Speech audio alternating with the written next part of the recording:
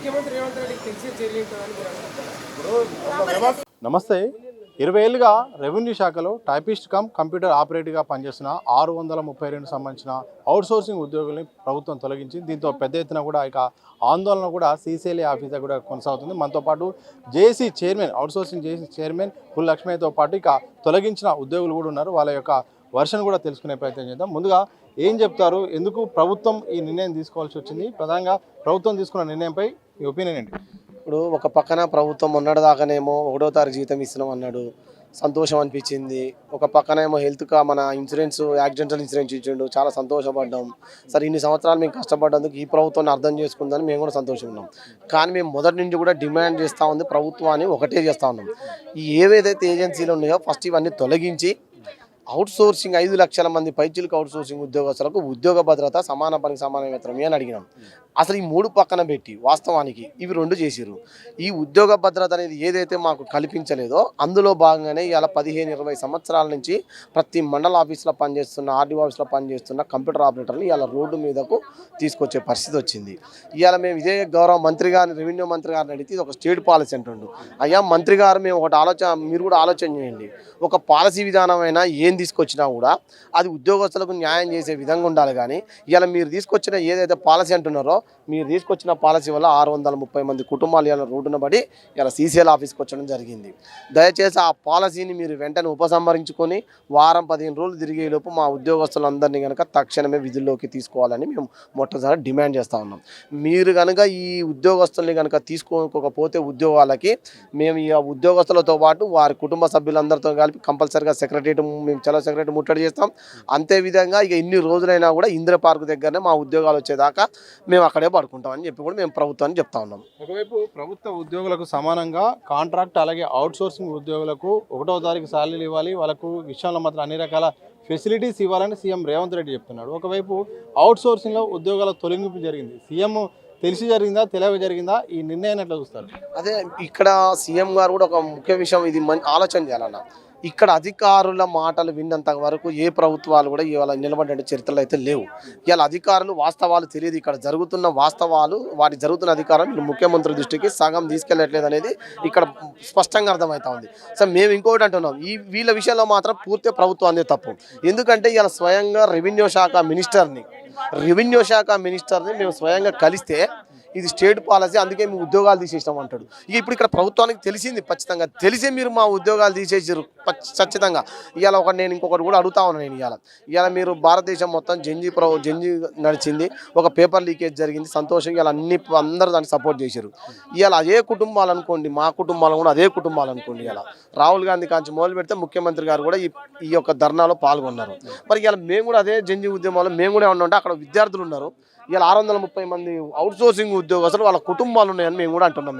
మరి అక్కడ మీరు చేసింది న్యాయం ఏందని మీరు అన్నప్పుడు, మరి ఇక్కడ చేస్తుంది మీరు అన్యాయమే కదా. అప్పుడు మరి దీనికి ఎవరు రాజీనామా చేయాలి? ఇప్పుడు ఇవాళ మిమ్మల్ని కలిసినా కూడా మీరు మాకు ఎటువంటి న్యాయం చేయకుండా ఇలా రోడ్డు మీద తీసుకొచ్చారు కాబట్టి దీనికి ఎవరు బాధ్యత వహించాలని చెప్పి మేము సూటిగా కూడా అడుగుతా ఉన్నాం. మీడియా ద్వారా ముఖ్యమంత్రి గారిని అడుగుతా ఉన్నాం.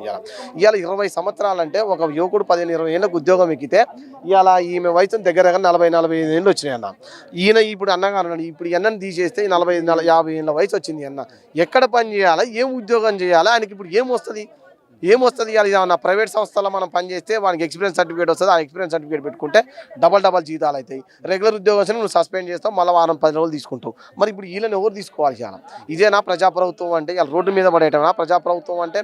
మేము 5 లక్షల మంది ఉద్యోగస్తులకు మేము ప్రభుత్వానికి అండగా ఉందామని మేము అనుకుంటున్నాం.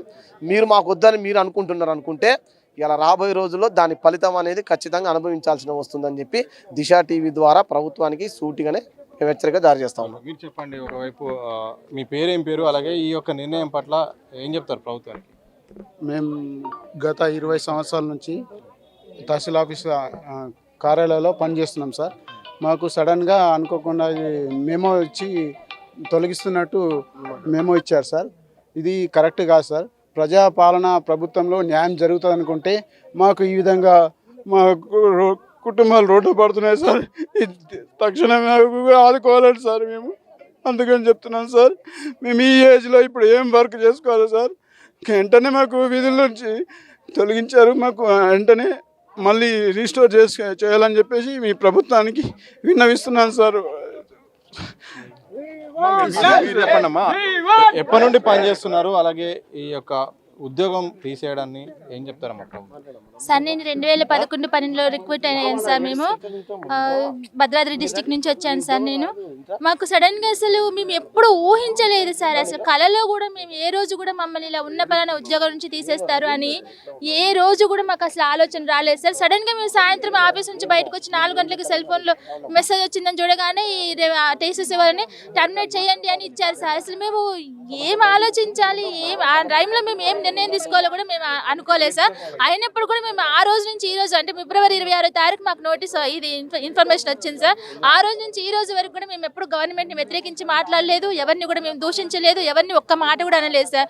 మాకు న్యాయం చేయండి, మమ్మల్ని ఉద్యోగంలో తీసుకొని అని అందరు మినిస్టర్లని, అందరు ఎమ్మెల్యేలని, అంత గవర్నమెంట్లో ఎంతమంది లీడర్స్ ఉన్నారో అందరినీ కూడా కలవడం జరిగింది సార్. ఒక్కరైనా మాకు న్యాయం చేస్తారేమో, సీఎం దగ్గరికి మా విషయం తీసుకెళ్తారేమో అనే ఆశతో ఎదురు చూసాం సార్. కానీ ఎవరిని కలిసినా కూడా మాట్లాడితే స్టేట్ పాలసీ మేము ఏం చేయలేము, స్టేట్ పాలసీ మేము ఏం చేయలేము.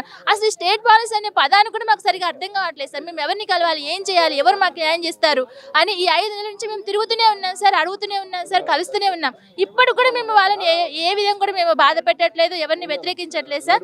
మా ఉద్యోగాలు మాకు ఇవ్వండి, ఎందుకంటే మా అందరి వయోపరిమితులు అయిపోయినాయి సార్. మేము హార్ట్ఫుల్గా ఇన్ని సంవత్సరాలు, ఈ 15-20 సంవత్సరాలు హార్ట్ఫుల్గా మేము రెవెన్యూకి సర్వీస్ చేసాం సార్. అది డిపార్ట్మెంట్లో చేసిన ప్రతి ఒక్కరికి కూడా తెలుసు సార్ మేము ఎంత సర్వీస్ చేశాము అనేది. కాబట్టి ఈ రోజు మా పట్ల జాలితో, దయతో మమ్మల్ని కనికరించి మా ఇచ్చినటువంటి టర్మినేషన్ రద్దుపరిచి మమ్మల్ని ఉద్యోగాల నుంచి తీయకుండా మాకు ఉద్యోగాలు తిరిగి ఇప్పించండి సార్. మా పిల్లలంతా బీటెక్లు చేసి ఈరోజు ఇప్పుడు పాప కూడా హైదరాబాద్లో వాళ్ళ కాలేజ్ నుంచి మీరు ఫీజు కట్టలేదు, మేము ఏం చేయలేమమ్మా అని చెప్పి మాకు నోటీస్ ఇవ్వడం జరిగింది సార్. మరి ఏం చేయాలి? మా పిల్లల భవిష్యత్తు ఇప్పుడు ఇంటికి వెళ్తే ఏమైంది, మీ ఉద్యోగాల భద్రత ఏమైంది, మీ ఉద్యోగ భద్రత ఏమైంది, ఇళ్లలో మా కళ్ళల్లో ఒత్తులు వేసుకొని ఎదురు చూస్తున్నారు సార్. అక్కడ వాళ్ళు ఎలా మేము ఎలా బతకాలి? ఇక్కడ సింగిల్ పర్సన్స్ ఉన్నారు సార్ ఉద్యోగాలు చేసేవాళ్ళు. వాళ్ళ కుటుంబాలకి వాళ్ళు చేస్తేనే ఆధారం, వాళ్ళు చేస్తేనే. ఇప్పుడు ఇంత ఎందుకు సార్, 5 నెలల నుంచి కూడా కొంతమంది జెంట్స్ వాళ్ళ కుటుంబాల్లో తెలుపుకోలేని పరిస్థితుల్లో ఉన్నారు సార్. ఉద్యోగం పోయింది అంటే కుటుంబం ఏమవుతుంది, అమ్మో నా భార్య నా పిల్లలు ఏమవుతారు, వాళ్ళు ఆలోచిస్తారేమో, వాళ్ళ హెల్త్ పాడైద్దేమో అని కూడా పాపం వాళ్ళని నలిగిపోతున్నారు సార్. అందులో మేము కూడా ఒకళ్ళము. కాబట్టి సార్ దయచేసి ఇప్పటికైనా మా పట్ల కనికరం చూపించి మాకు టర్మినేషన్ అనేది రద్దుపరిచి మా ఉద్యోగాలు మాకు ఇప్పించండి సార్. మీకు ఎప్పుడు జీవితకాలం రుణపడి ఉంటామని మేము విన్నవించుకుంటున్నాం సార్. Thank you. చెప్పండి, మీరు ఎక్కడ పనిచేస్తున్నారు, ఎన్ని సంవత్సరాల నుంచి పనిచేస్తున్నారు, ప్రభుత్వ నిర్ణయం పట్ల మీ కుటుంబం ఎట్లా ఉంది పరిస్థితి? నా పేరు శిరీష సార్. నేను వనపర్తి డిస్టిక్ నుంచి వచ్చాను. నేను వర్క్ చేయబట్టి 11 years అవుతుంది సార్. మేము మొత్తం రెవెన్యూ డిపార్ట్మెంట్ మీద ఆధారపడి ఉన్నాం సార్. రోజు నైట్ నిద్ర రావట్లేదు సార్. ఈ రోజు వస్తారో రేపు వస్తారు, అసలు ఏంటి మా పరిస్థితి? ఇది లేకుండా మేము రోడ్డు మీద పడితే మా పిల్లలు ఏంది, మా పరిస్థితి ఏంది? మాకు ఎవరు లేరు సార్. ఇదే మాకు ఉద్యోగం ఒకటే ఆధారం, మాకు ఏది లేదు సార్. మేము ఎల్ఆర్పి సర్వేలో డే అండ్ నైట్ వర్క్ చేసినాం, అసలు నిద్ర లేకుండా వర్క్ చేసినాం సార్. అసలు నేను ఒక లేడీని, అందరు అన్నారు నువ్వు వర్క్ చేయలో వెళ్ళిపోతే ఈ డిపార్ట్మెంట్ నువ్వు అసలు చేయలేవు అన్నారు. కానీ అన్ని తట్టుకొని నేను ఒక అబ్బాయి లాక్కుండి నేను వర్క్ చేసి ఈ రోజు ఈ స్థాయిలో ఉన్నా. సరే రేపు కాంగ్రెస్ గవర్నమెంట్ వస్తే మాకేదో ఉద్యోగాలు పర్మనెంట్ చేస్తుంది అనే హోప్లో ఉన్నాను సార్. కానీ కాంగ్రెస్ గవర్నమెంటే మమ్మల్ని ఉద్యోగం తొలగిస్తాను మేము ఏ రోజు కూడా అనుకోలేదు సార్. ఇప్పటికైనా గవర్నమెంట్ స్పందించి మమ్మల్ని తొందరగా 31st లోపు మమ్మల్ని విధుల్లోకి తీసుకుంటామని మేము కోరుకుంటున్నాం సార్. మీ పేరు చెప్పండి, అలాగే రెవెన్యూ శాఖలో ఎప్పటి నుండి పనిచేస్తున్నారు, మీ కుటుంబ ఆర్థిక పరిస్థితి ఏంటి, తాజా ప్రభుత్వ నిర్ణయంపై ఏం చెప్తారు? నా పేరు రాజేందర్, నాది నిజామాబాద్ డిస్టిక్ ఇందలోయ మండల్. నేను గత 11 సంవత్సరాలుగా ఎంఆర్ఓ ఆఫీస్లో పనిచేస్తున్నాను. నాకు రైట్ లెగ్ లేదండి, యాక్సిడెంట్లో రైట్ లెగ్ పోయినా కానీ దాంట్లో సిస్టమ్ ఆపరేటర్గా పనిచేస్తూ 11 సంవత్సరాలుగా మా ఫ్యామిలీని పోషించుకుంటున్నాను సార్. ఇప్పుడు సడన్గా ఈ టర్మినేషన్ లెటర్ వచ్చేసి మా ఫ్యామిలీ నేను ఎలా బతికించుకోవాలి, ఎలా పెట్టుకోవాలి, పోషించడానికి ఇప్పుడు 15 నెలల జీతం లేక ఇంట్లో పిల్లలకి కష్టంగా ఉంది సార్. ఇబ్బంది ఉంది, మా ఫ్యామిలీ పిల్లల్ని చదివించుకోలేకపోతున్నాం, ఇబ్బంది ఉంది సార్. ఫ్యామిలీ పోషణ బాగా ఇబ్బంది ఉంది. అలాగనే ఈ గవర్నమెంట్ ఒక వికలాంగులో ఉన్న మా ఫ్యామిలీని ఆదుకోవాల్సిందిగా నేను గవర్నమెంట్ కోరుతున్నాను.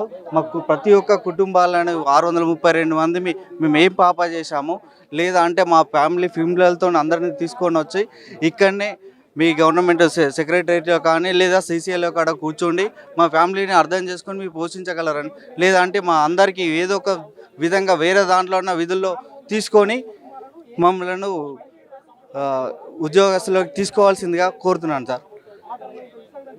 ప్రభుత్వం ఒకవేళ వెనక్కి తగ్గకపోతే ఎలాంటి కార్యాచరణ అవుట్సోర్సింగ్ చేయబోతుంది?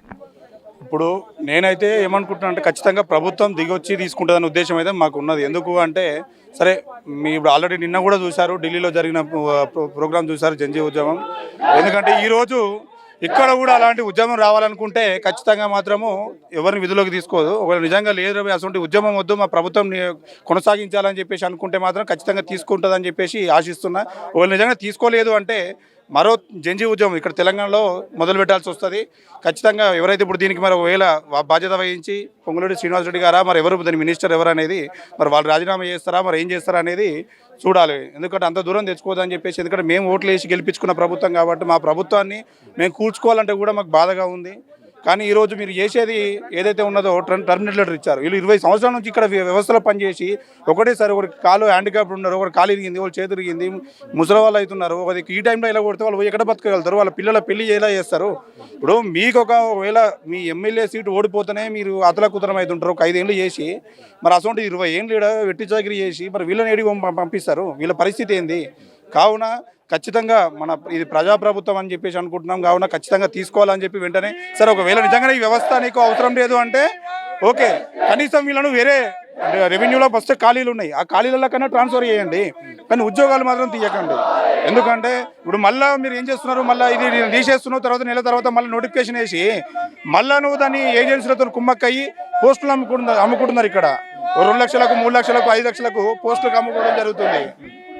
కావున అలాంటి పద్ధతిని బంద్ చేసి వీళ్ళకి ఒకవేళ నిజంగా ఈ వ్యవస్థనే అవసరం లేదంటే మాత్రం ఖచ్చితంగా వేరే దాంట్లోకి ట్రాన్స్ఫర్ చేయండి, లేదంటే వీళ్ళని ఖచ్చితంగా తీసుకోవాలని చెప్పేసి ప్రభుత్వాన్ని డిమాండ్ చేస్తున్నామని చెప్పి చెప్పగలుగుతున్నాం.